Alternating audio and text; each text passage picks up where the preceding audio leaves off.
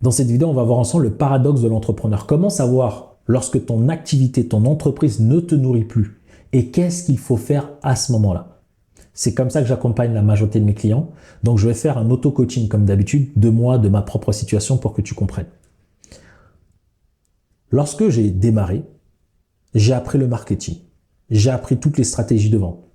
Donc, je suis très bon dans beaucoup de domaines. Et en fait, plus le temps passe, plus je perds quelque chose. Et il va falloir être attentif si tu es un entrepreneur aujourd'hui. Comment tu sais que tu perds quelque chose? Je perds ce qui me nourrit. Comment je le vois? Je fais le même métier, mais il y a quelque chose que je perds. Et je me rends compte par rapport au volume de clients. Et c'est là où je me suis rendu compte que, tiens, le marketing que je fais m'attire un certain type de clients. Et parmi ce type de clients, il y a vraiment ceux avec qui, en fait, ça me nourrit. Et il y a beaucoup de gens, en fait, ça ne me nourrit pas. Du coup, quelle est la problématique? La problématique, c'est le marketing. Mais avant le marketing, c'est quoi? C'est moi, en fait. C'est que ce marketing-là a marché jusqu'à un certain niveau. Et aujourd'hui, ça ne me nourrit plus. Et donc là, il y a une grosse décision à prendre. Il y a le marketing, ça nourrit, ça paye les factures, mais à un moment, la vie te ramène à une question fondamentale. Comment aller plus loin? C'est quoi le plus important? Ce qui est important pour moi, c'est d'impacter et aussi d'être nourri. Sinon, c'est du sacrifice. Et donc, pourquoi je suis blasé?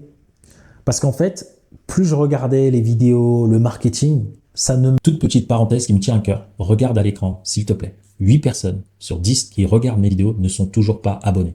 Alors chaque semaine, je sors plusieurs vidéos dans un seul but. Parce que ma mission, c'est d'aider un maximum d'entrepreneurs à développer leur activité sans sacrifier leur famille, leurs relations ainsi que leur santé. Donc si tu souhaites me soutenir et nous voir grandir ensemble, prends juste une seconde, abonne-toi, active la cloche de notification et je te laisse regarder ta vidéo. Ne me nourrissez plus. En fait, je ne m'identifie plus en fait à ce genre de communication. Et en fait, je me dis, mais je cherche des gens plus vrais, plus directs. Il y en a, mais il y en a peu. Et en fait, aujourd'hui, je m'identifie à ce genre de personnes.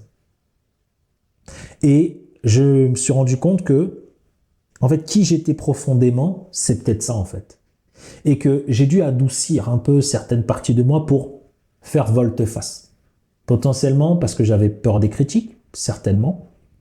Je m'étais imaginé être rejeté par les gens parce que j'ai un besoin de reconnaissance aussi, dû à comment j'ai grandi. Mais à un certain moment donné, il faut apprendre à s'affirmer. Sauf qu'il y a un prix à payer. Ce prix, c'est la perte des clients. C'est de traverser un putain de désert. C'est potentiellement de tout perdre.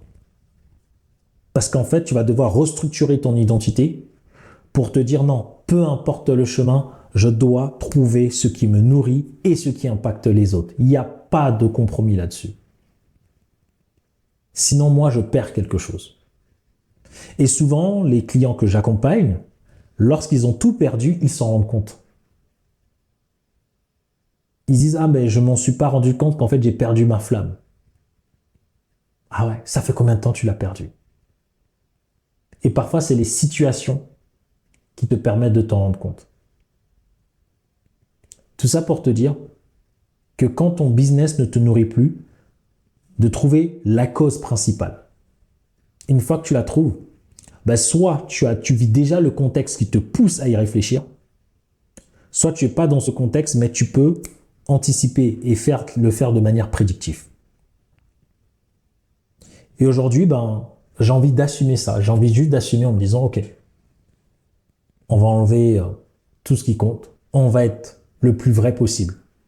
Et quand je suis vrai, je m'en fous de comment je m'habille. Quand je suis vrai, je viens, je dis ce que j'ai à dire. Pourquoi? Parce que je suis expert dans mon domaine, je suis doué pour ça. Quand j'ai envie de partager ce que j'ai à dire, j'ai pas envie de parler aux gens qui ne sont pas prêts à écouter, j'ai envie de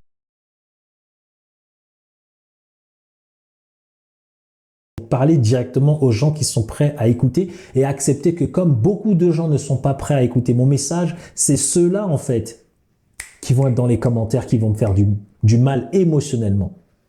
Il faut être prêt à ça quand on n'a pas l'habitude. Et la question que je me suis posée, c'est que, en fait, je fais ça pour qui? En fait, aujourd'hui, ce que je fais, je le fais pour le Aaron qui avait 4 ans, le Aaron qui avait 9 ans. Et cet enfant-là, de quoi il avait besoin? Et quand je vois toute ma manière de communiquer, je me dis, ouais, c'est bien, je suis pédagogue, etc. Mais il y a un truc qui ne sort pas. Ce truc-là sort avec quelques personnes.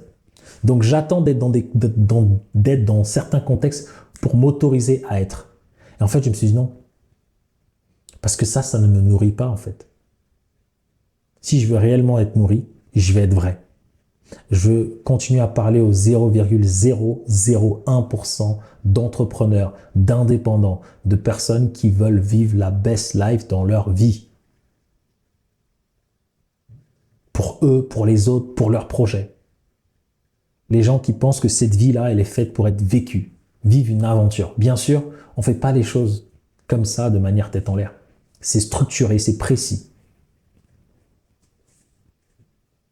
Et aujourd'hui, pour continuer à être nourri, mes vidéos sur ma chaîne ont un peu changé. Donc cette transition, elle va se faire. Le contenu, c'est des contenus. En fait, je sais exactement quel type de contenu partager. Et en fait, mon langage va un peu changer, ma manière de faire va un peu changer, mais je vais toujours garder autant de respect pour les personnes qui me regardent. Parce que certaines personnes peuvent penser « Ah, ben c'est une crise ». Non, ce n'est pas une crise. On a passé déjà cette fameuse étape de crise. On n'est pas dans une crise. On est dans une élévation. En fait, plus je vais aller toucher cet état, plus je vais pouvoir, dans ma réalité, avoir plus d'impact dans la vie des personnes. Parce que je pense que le monde a besoin d'hommes et de femmes fortes, courageuses, intelligentes, qui ne disent pas n'importe quoi. Et ces personnes-là, on en a de plus en plus besoin. Et donc le contenu que je fais, c'est pour que les personnes qui sont comme moi, de près ou de loin, s'identifient. Et ce qui est drôle, c'est que j'ai des clients qui sont introvertis, extravertis. Mais en fait, tous se reconnaissent dans ce message, dans cette énergie que je suis en train de vibrer. En fait, je me dis, mais c'est juste ces personnes-là qui m'intéressent. Mais ça a un coût. Et je vais tout perdre temporairement. Je vais peut-être traverser un moment de désert. Mais je suis convaincu de quelque chose, qu'il y aura quelque chose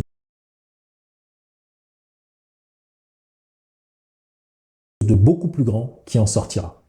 Et si tu es un entrepreneur, un indépendant, et que tu as peur de prendre une grosse décision financière, tu as peur parce que la décision que tu vas prendre va impacter non seulement tes finances, ta famille, tes amis, et tu ne sais pas comment faire. Et peut-être tu vas regarder cette vidéo en disant « Ah, ce que Aaron il a dit, c'est que je dois tout quitter. » Je n'ai jamais dit ça.